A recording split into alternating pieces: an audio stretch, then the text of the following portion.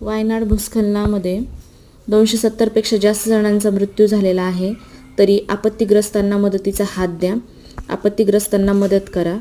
तरीही वायनाडमध्ये 270हून अधिक लोक मृत पडलेले आहेत आणि 300हून अधिक जास्त लोक बेपत्ता आहेत. तरी NDRFच्या टीममुळे, बचाव पथकामुळे 2000 लोकांची सुटका करण्यात आलेली असून अजूनही बरेचसे लोक बेपत्ता आहे आणि मृतांचा आकडा निश्चित झालेला नाही आहे.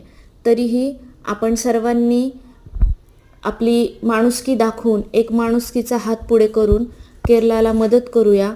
Help to Kerala, help to Wayanad लँडस्केल. मला असं वाटतं की सर्वांनी आपल्या इन्कम सोर्समधून केरळला मदत करावी, आपत्तीग्रस्तांना मदतीचा हात द्यावा आणि त्यांना मदत करावी.